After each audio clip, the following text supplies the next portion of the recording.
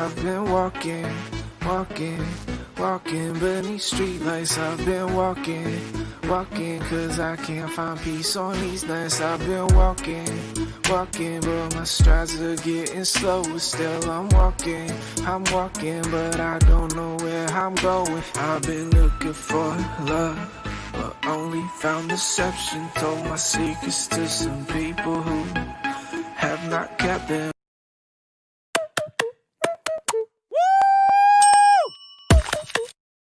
Y'all ready for this? Yeah.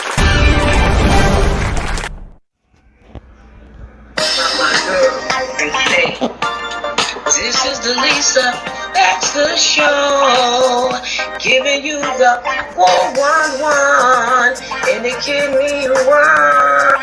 My girl, and say, this is. Oh, brother. Nurse, I'm so upset I'm parched. Nurse, somebody, nurse. My name is Penelope, all right? Consqualo Penelope. And you gave me the wrong medication, apparently. My birthday is November 15th, 1960. I am no longer on dialysis, right? I see you gave me something for diabetes. I'm not diabetic. The little machine that go with it, I'm not diabetic, nurse. You gave me a couple of pills here. I don't need none of this stuff. You must have didn't read the thing right. I told you when my birthday was. I told you what my name was. Maybe it sounded like it. Are you trying to kill me or what? I don't want to have to get any advocates on the phone. I don't have to put my with my glasses. I don't want to have to call nobody. I don't want to have to dial nobody up or anything. You know what I mean? Where the advocates at? You know what I mean? Where's the patient's rights or something for somebody to get medication wrong? You could have killed me. Now I ain't dead yet, but you still could have killed me. Looks at Nurse Ratchet. Yeah, Nurse Ratchet, I said. You were wrong. Now, where that lady at? Let me call her up. You know what I mean? I just want to give her or that other dude or whatever, that urban health spot or place, you know. I almost took my earrings off like, you know, like I was ghetto or something. But, you know, no, I'm past all of that now. But I don't like what you did, you know. But I'm going to call her because this is the Lisa Baxter Show, giving you the 411 in a kidney world. Hey guys, how you doing? Happy Sunday to you. That's what I said. Happy Sunday. I hope all is well. I hope things are going better for you. We didn't get to do any arts and crafts, but I wanted to give you an idea of the tissue boxes that you may have or that you may save. See the tissue boxes? Yee! Yeah, you get the tissue boxes and you can get any kind of noodle that you want that you would decorate the boxes with all the way around, all the way in. You can put stuff in, you can put more tissue in, you can put something else in, you can just have it decorated. You can also spray paint it once the noodles are on, or you can actually hand paint it. It's therapeutic, it's fun, it's nice. Nice to do with the children, nice to do with the seniors, just nice to do with the whole family. Arts and crafts is a good thing. They're therapeutic, all right? So I hope you like that little tidbit. I hope you can use it because some people are still stuck in the house with the pandemic.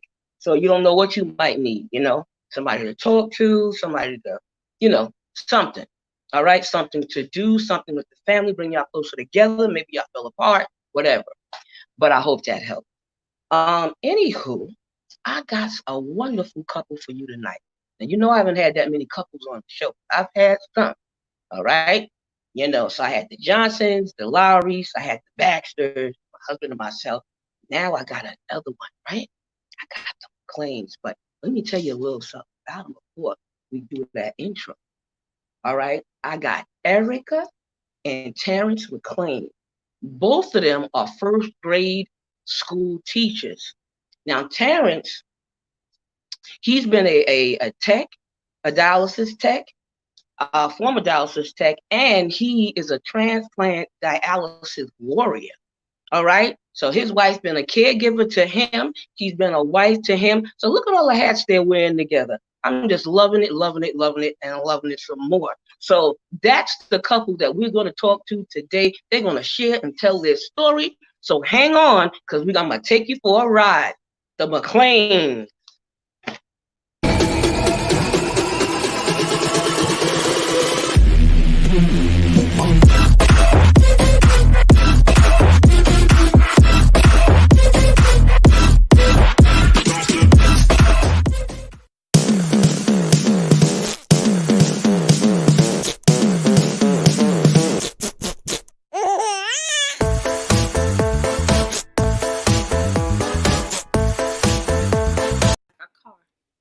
Hey, welcome to the show. Welcome to the show. Hi. Hey, Lisa.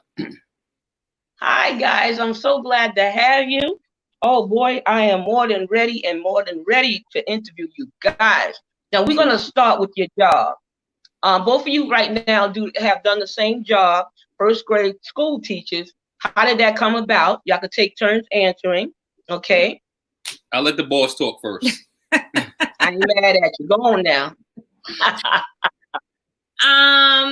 I studied. I went to school for early childhood education. I actually started out as a daycare Head Start teacher, and then I moved into the charter sector. So I stayed in early childhood, and I like the little ones, so I stick with first grade. The babies are like the best. Wow. I love them too. I ain't mad at you. Way I work, I'm a social worker with children that size and that yet young. You know what I mean? So that's a beautiful thing. You know, and kids need that, especially when you're a nurturer. You know? Exactly. And they need it all from the men and the women. You know what I mean? So, Terrence, what brought you into that field? Well, as you said, when you first interviewed me, I was a dialysis technician for 15 years. We had this conversation when I first got the kidney. We had our first interview with Steve. But I was a technician for 15 years, and in 2011 I got really sick. So I was unable to work. So for a few years, it was just like I was so down. My doctor would not allow me to go back to work. So about, I want to say 2015, 2014, I was allowed to actually start going back to work on a part-time basis. So the boss here, suggested, why don't you just try to get into like an after-school program or something? Because you love kids. Everything you do is with kids. I did a lot of volunteer work working with kids. So I had a friend that worked for a company called SEO. And I said, you know what, let me give it a shot. So I went to SEO and I worked after school with them for a year.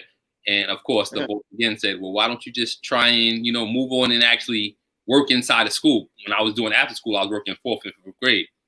So I ended up going to a charter school in Queens. And again, I was on the 4th and 5th grade level. So I loved it. But then I got switched over to behavioral specialist.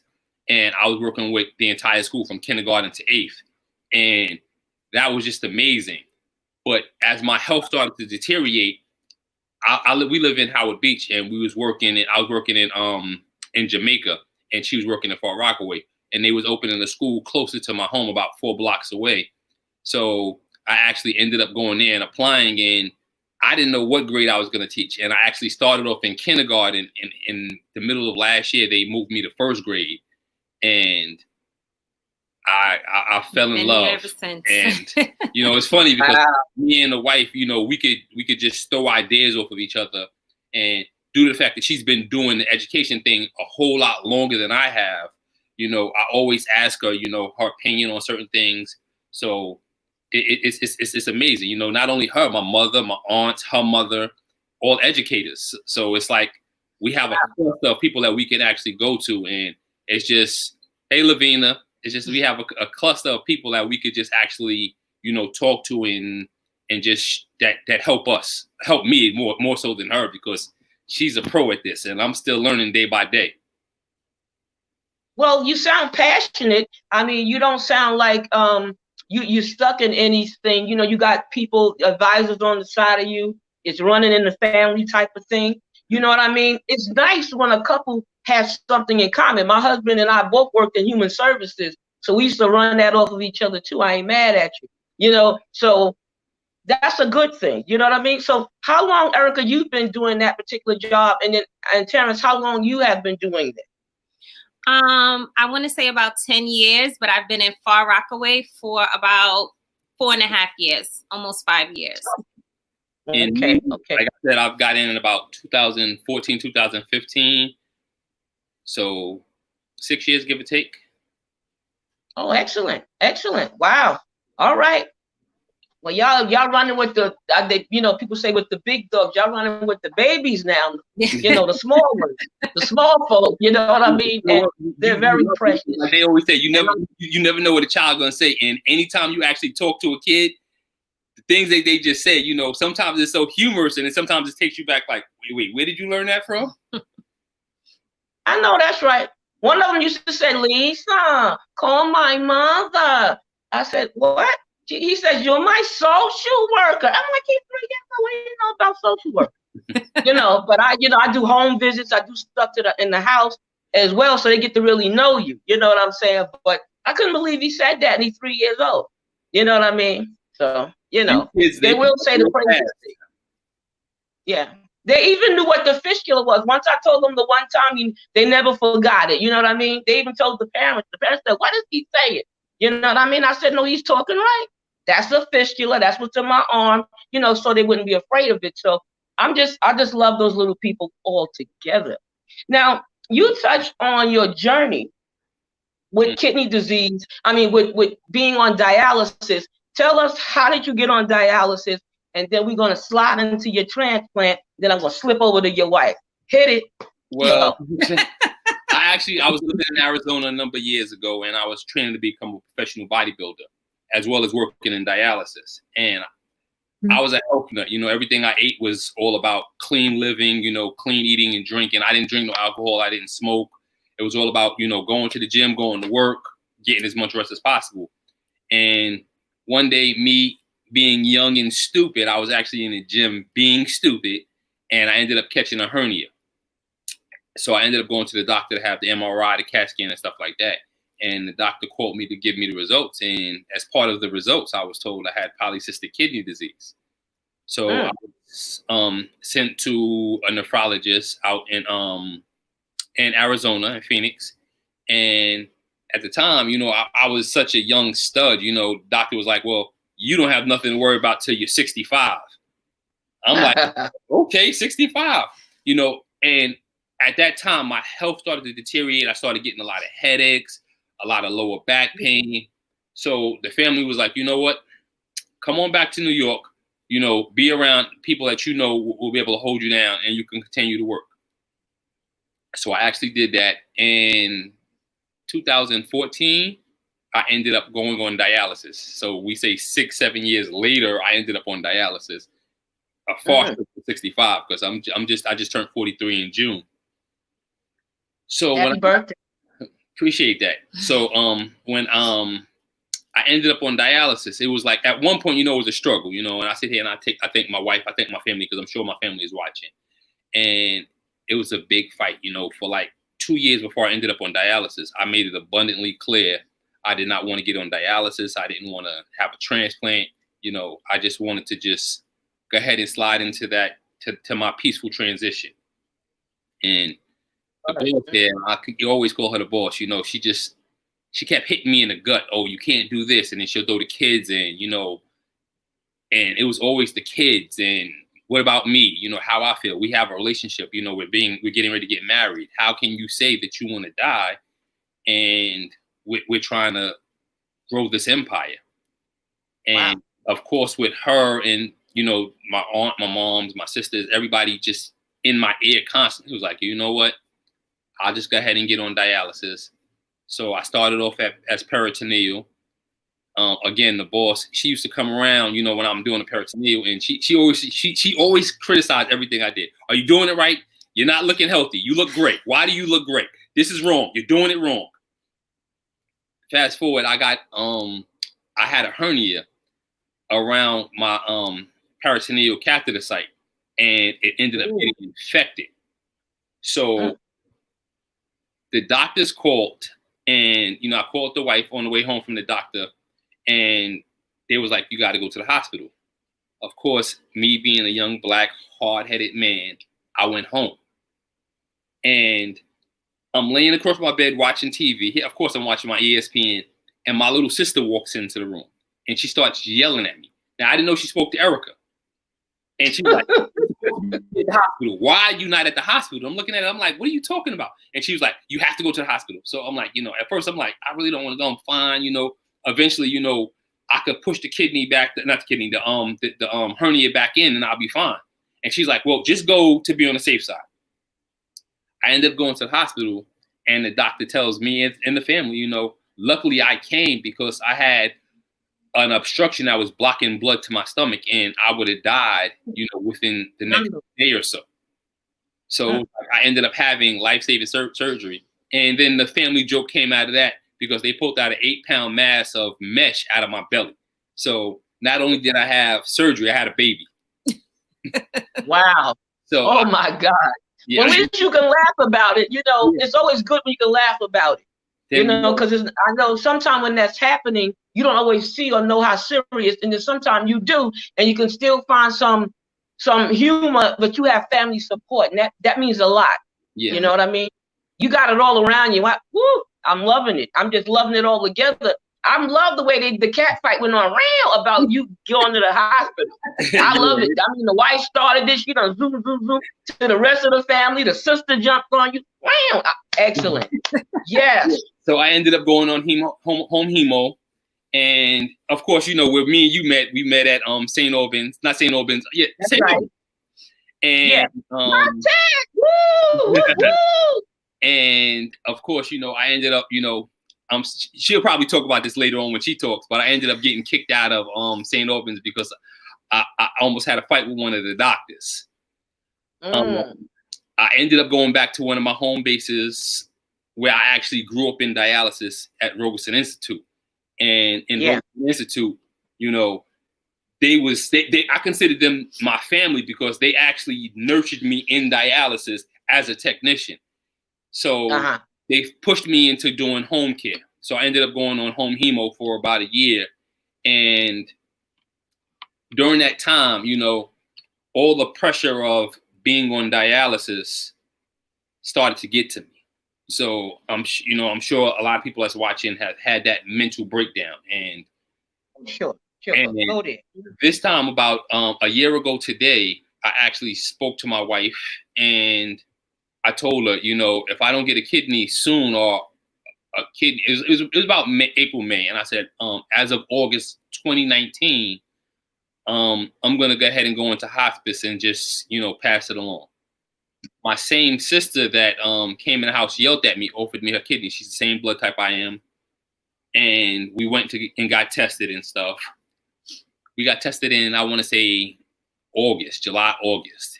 And I was told originally that I would have the transplant at the beginning of the year, which would have been right before the end of the year. So it would have been November, December of 2019. And after a while, my phone stopped ringing from the transplant place. So at one point, I was constantly hearing from them on a regular basis. Then the call stopped. So I speak to my sister. My sister says she hasn't spoken to them, nothing, no knowledge, no nothing. So finally, my social worker from the dialysis clinic calls me and asks me what's going on with the transplant. And I'm like, well, they stopped calling me. I don't know anything. So This is the beginning of December. And at the beginning of December, literally like within a 5-minute span, I speak to my social worker, and then the transplant social worker calls and tells me she spoke to my social worker. And she goes, your sister was denied. I can't remember what the reason was, but she was denied. Now, all this time in my head, I'm thinking I'm going to have this transplant any day now. Yes. So at the end of November, beginning of December, I went through a very strong state of depression. A dark space. He was in a dark space. I got really, really, really, really, really sick. My body started, I guess, because I gave up, like, okay, I'm going to die, because we all know, polycystic kidney disease, there's no cure. So I gave up. And like I said earlier, I was doing home hemodialysis. And in between that time and before Christmas, I fell 3 times. One time, my wife was actually in the living room, and she seen me fall, and I hit my head on the pole. I guess I don't know what I was doing. I don't remember the whole situation, but I know I hit my head on the pole. Another time, it was actually twice I fell. Another time, I woke up when I was taking myself off of dialysis, and I was actually on the floor. Everything that was, all my boxes and stuff was turned over. I don't know how I felt. I just know I woke up on the floor, so I was in a lot of pain. And, Christmas Day, we had the family over, and it was just a real painful, mentally and physical type day for me. We had the kids over, but it was just not the best situation for me. So the wife said, okay, since you fell, there was a new rule. I can't do dialysis unless she's woke, and the door has to stay open because we have 3 bedrooms. So the middle bedroom is where I usually do dialysis. So she sat out here and was actually watching TV, and I was in the room doing my treatment. So she would keep, checking in, making sure I was okay. And like the last 20 minutes of my treatment, something didn't feel right. So I rinsed myself back. My blood pressure was extremely low. And whenever anybody in the family calls, and their first thing is like, okay, should we go to the hospital? My answer unequivocally is always no. And for the first time I ever said to my wife, I said, dial 911. Something's not right. After that, I ended up going to the hospital. Me and the wife, we have conversations about how I ended up at the hospital. I don't remember. As far as I was concerned, she told me I went in the ambulance. I thought my aunt brought me. I just know I woke up at Franklin General. And then they transferred me to Long Island Jewish Manhasset, because I didn't go to Long. I went to another one. And it was just, my mom, my dad, and my sister, they all live in South Carolina at the time. My daughter was living in South Carolina as well. And everybody came up because from what I'm understanding, again, I don't remember the whole situation, but pretty much a cyst ruptured when he fell. When he was taking himself off of dialysis the night before, a cyst ended up rupturing, and he was bleeding internally. And they were trying to stop the bleeding before it got infected. And Franklin General didn't have the tools or the surgeons to care for him if he needed emergency surgery. So that's why we were transferred to LIJ.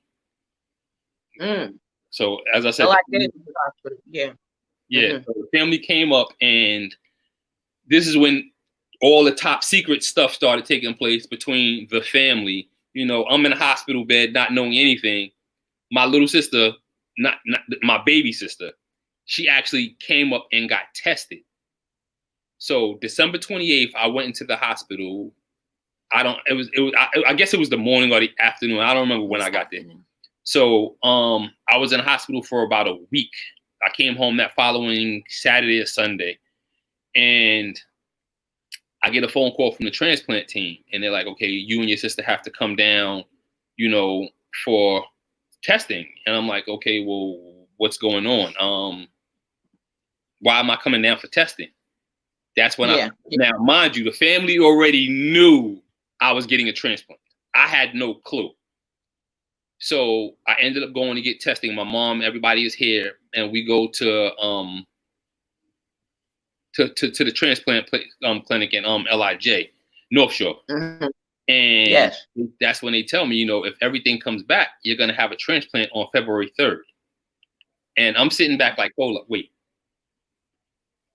Everything just turned around. Like, here it is, I'm gonna die, and next thing I know is I'm getting a kidney. But it was pending my sister's results. So of course I was still in this place. Okay, my other sister, she actually did the testing, and she was denied. And now I have another sister who's doing the testing, and I'm like, okay, I'm not gonna get my hopes up high, until everything comes back and we can move forward.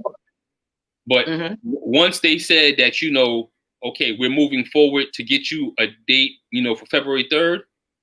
Yeah. She didn't become the boss no more. Now she became the warden. she moved up a higher rank, huh? Yeah. They took the car keys. I wasn't allowed to go nowhere. I had to eat certain things. Like, okay, you can't do this, you can't do that. You know, you can't. You can only go outside and walk to the corner and walk back. You can't be around no people. You know, even if I wanted to go to my job to visit my students, it was like, no, that's not happening. Oh no, God knows, no. I couldn't even be around the kids when I got the transplant. I was out for about, I think, six weeks. Well, 6 weeks. This is before we actually. I got the transplant. Yeah. So here it is, the beginning of January, and I'm just sitting here. So, I did the interview with Steve, and we actually had the interview. I had the whole family come over on February 2nd. You know, even though my 49. I remember that. Yeah. We had the Super Bowl party. We had the whole family here, and it's like, you know, and I'll be honest with you, it didn't sit in with me that I was gonna have the transplant until that morning. And that morning, wow, when we was actually getting ready to leave, I think we was leaving like 4 or 5 o'clock in the morning to head to the hospital. Yeah.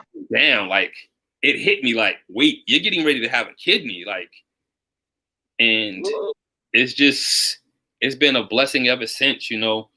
Wow, wow. You know, the wife, you know, she stood firm, and I can honestly say, you know, some people call me a hero, but she personally, you know, her, my kids, my wife, my mother, my aunt, they're my heroes, you know, because without them being who they are today, I wouldn't be here today. You know, so well, they had to will you to live. They had to will you to live. You know what I mean? Family's supposed to look out for family, and I'm glad Joe stepped up to the plate and did that. God bless your sister who gave you a kidney. God bless your wife who stayed on your back, and even the whole family that chimed in. Now, you, Ericka, as a caregiver, how was it being a caregiver for him? Because I know you look like you had your hands full, but you handled your business. I ain't mad at you. Tell us a little something. It was not easy. It was not easy. Terrence can be very difficult. And when he puts his mind to something, and if he says he wants something, that's just what it is. He's not hearing no one. He shuts down. So it wasn't easy. It wasn't easy, especially when I had to make the decision that he could no longer do dialysis at home, because I just felt like, not that he wasn't doing it right, but I just felt like he needed to be in the care of the dialysis tech, the nurses, in case something went wrong. And not only that, we have a daughter here who is, you know what I mean, seeing her dad on a machine, and, you know, that could play a mental, you know, mentally mess her up. So it was just a lot of things that was going on where I had to really make certain decisions and let him know, like, listen, you're going to have to fall back and just let the family make decisions for you, because you don't have all the answers. Yes, yes. Well, all of this affects the family. Right. You know, people don't always notice that or see that, but being on dialysis, a health decision, and even having a transplant affects the family. So whether there's kids in the family, the mother, the grandmother, whoever's in the family, it affects the whole family. Yep. Well, what you had to do, what did you take away from the table from him being on dialysis, and what did you take away from the table from him having a transplant? What did you learn?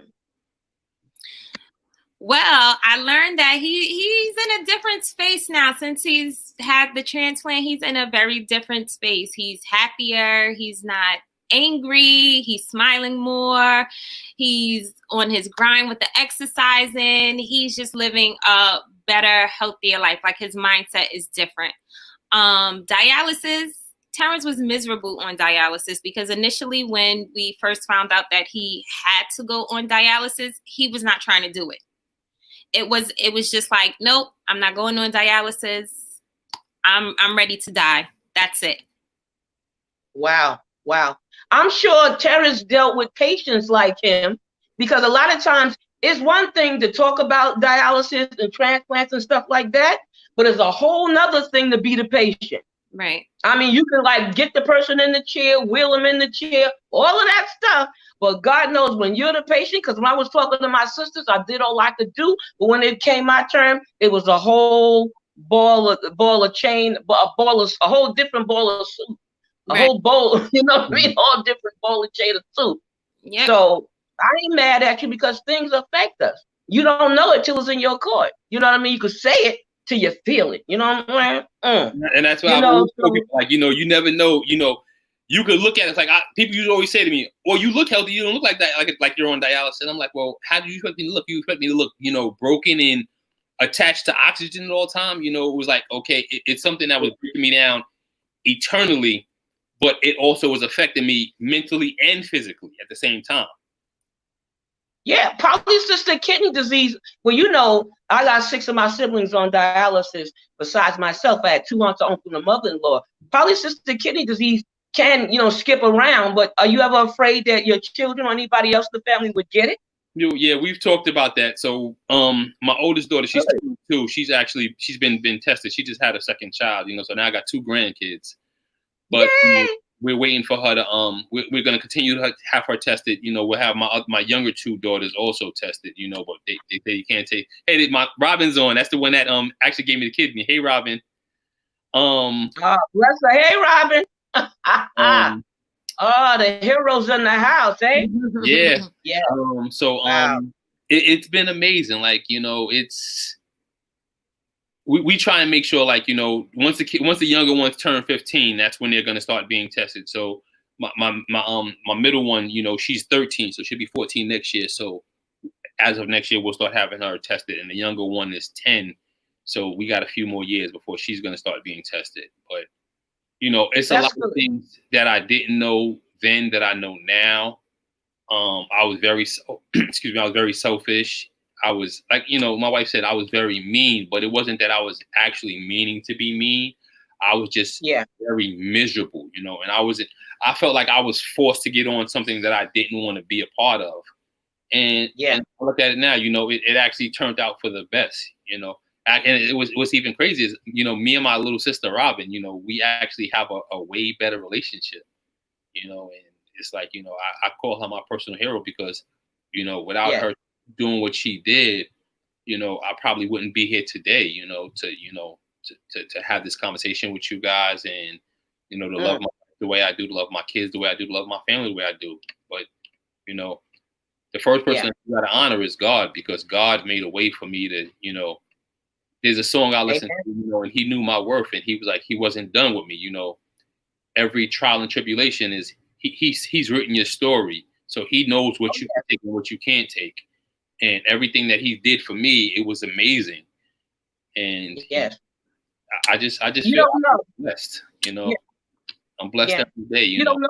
Life is beautiful, you know. And like my marriage, you know, I'll be honest with you, you know, and with us having I guess I would say, you know, me being sick, it put a little strain on my marriage, and I have to always apologize to my wife for, you know, for me being the idiot that I was being, because, you know, it made it harder for her.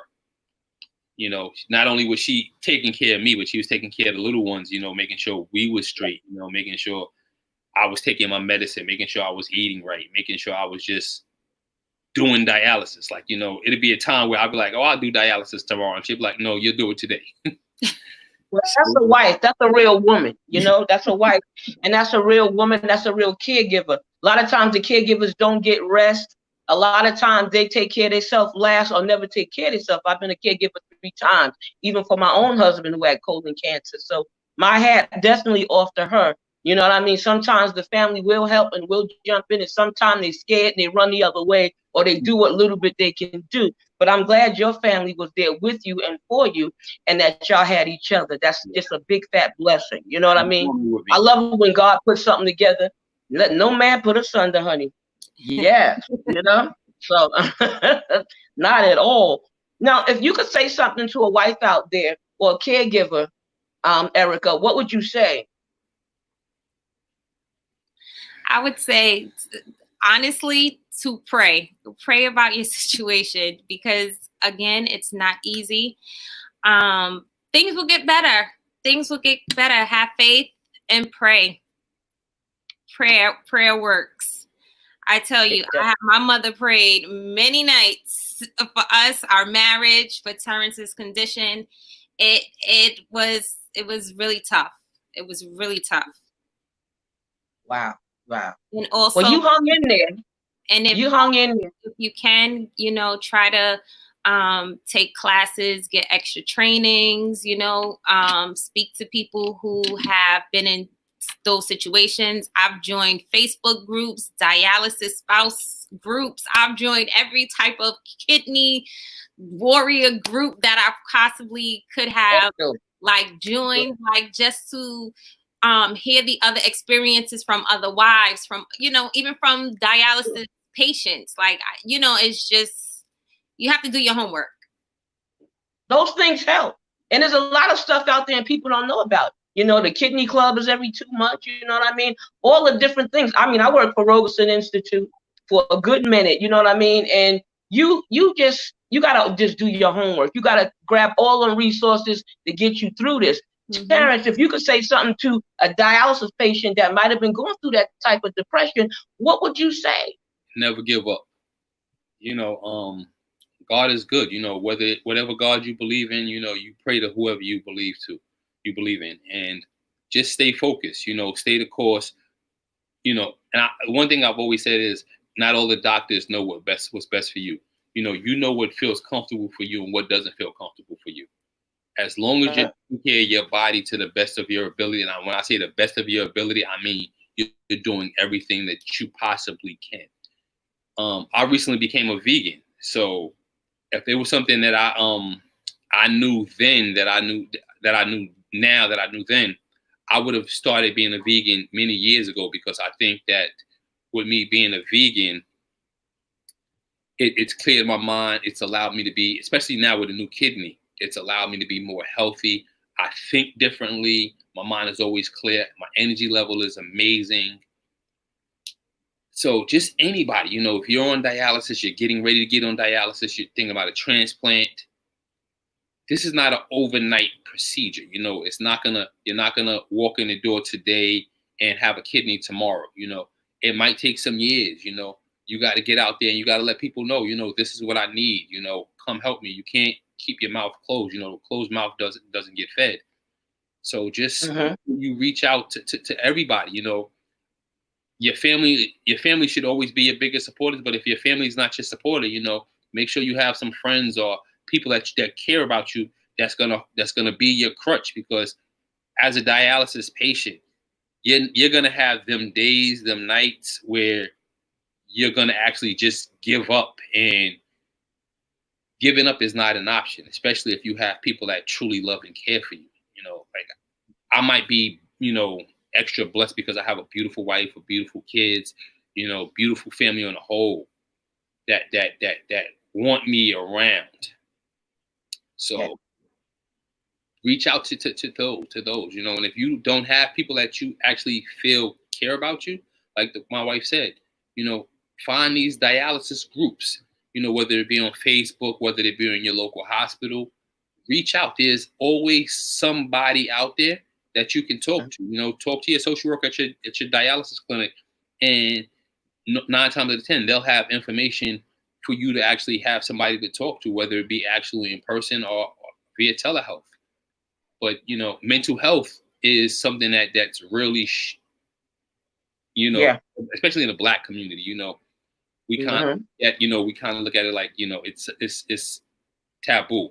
But when you're on dialysis, you need to have somebody to talk to.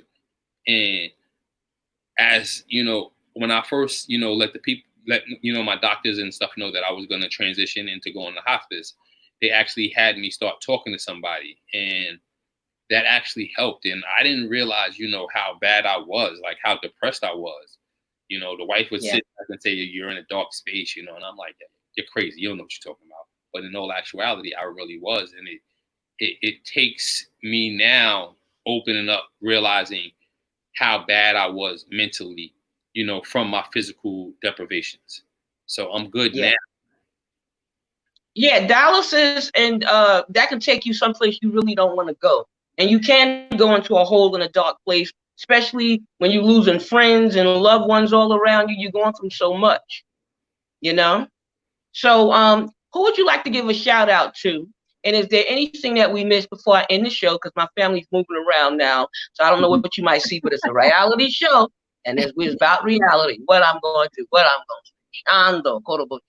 Go ahead, sweetie. Huh? You want to give a shout out to? First, I want to shout out my sister Robin again. Even though she hates that I do it, but thank you for giving me the kidney. I love you with all my heart. Again, you're my hero. You saved my life. Yeah. Robin, I love you. Kiss my baby girl for me. Tell her Maya I love her because she was there. She cried with both of us. I want to thank my mom, my aunt, my cousins, my brothers, my sisters, my kids, and definitely, I can't shut it out without thanking my wife, and letting her know how much I love and I appreciate her. Because, not only my wife, she's my best friend. She's that true crutch. She's my wheelchair. She's so much, to me. And never will I ever, be able to show her mentally, physically, financially how much I appreciate her, because the love I have for this woman is unconditional. It's just a nurtured love that I have for her. And when she could have bailed, she didn't bail. She stood there, she fought there. She fought with me. She would beat me up, domestic violence, and kick me down, you're not doing it. Down. Oh my God. Machine. No, I'm just playing, but I mean, I want to think, I have a host of friends, that rolled out for me, that been there, the Cook family, y'all was at the hospital, the minute you guys heard I was in a bad place, y'all was at the hospital. And I will, Thomas, Ty, I will always love y'all. I could never stop appreciating you. Lavina, you my little sister, big sister, whatever. Love you, Everybody else, y'all know who y'all are. I don't have to, keep this long, family, friends. It's always going to be here. Like I always say, love is love. All right. All right. What about you, Ericka? I can't forget one person. Who? My mother-in-law. When I was in the hospital, my mother-in-law, I kept telling her to go home. She was sleeping at the sink on the side of my bed. And it was crazy. My mother-in-law, my sister-in-law, they was there. My nephews, it affected everybody. So I can't forget my mother-in-law because she would not leave. Right. I was like, go home. Get to sleep. Tell my wife, go home. And they're like, no, we need to make sure you're okay because you're not in a good state. Well, it's good to have a good mother-in-law. I had a good mother-in-law myself, so I ain't mad at you for shouting out. You know what I mean? So, it's not the bad in-law, it's a good in-law. Sweetie, who do you want to give a shout out to? Mr. Belcher is out there on the grind somewhere, and I'm sure he must be doing a show or something or rolling something around. I know about him and his gifts. So what shout out would you like to give, sweetheart? Just our families. Our families really stuck by us and during that time and in that space. And, it's just great to have that support system. So just want to shout out the family. And my in-laws are like the best. When they came, they made themselves at home. We were not letting them stay in no hotel. You're going to stay here with us and we're going to make this thing work. And that's just what it was. So just shouting out the family. And, this year we were really, really looking forward to the kidney walk because that's something we do as a family each year, because in previous years, Terrence either couldn't walk the kidney walk because he would be in so much pain, or he would walk and he couldn't get to the finish line because he would be so sick. And this year we really was looking forward to him crossing that finish line for the kidney walk. So next year. I will definitely. They're supposed to be doing something virtual or something like that. Yeah. So I guess whichever way we can do it, better be safe than sorry. At least you was ready. Stay ready because you active anyway. Yeah. You know what I mean? But a million blessings, love, and happiness. I'm so glad y'all got on, and I'm glad y'all was able to tell your story. I know it blessed everybody out there. It's still blessing me. I'm still into it. You know what I mean? So thank you so much for coming on, and I appreciate you. Keep doing what y'all doing. Keep staying a family. A million blessings. And have a good night. Thank you. Thank you. You're welcome. You're welcome. You're very welcome. Thank you. Well, guys, you have heard it. All right. Did I tell you it was going to be excellent, fantabulous, and wonderful? Well, it was. And I'm glad you stayed around for it. See you again next week. Bless your life, and thank you, and good night. Mwah. Love. Excellent relationship.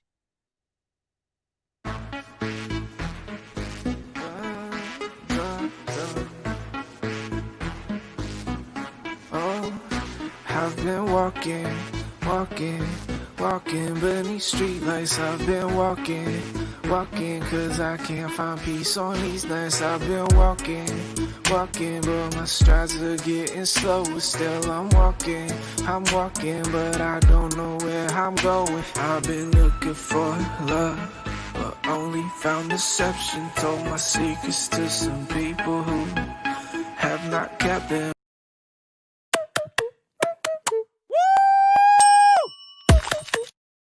Y'all ready for this? Yeah.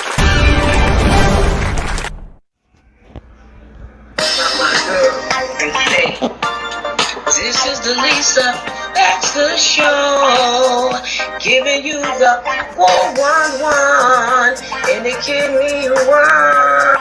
My girl, and say, this is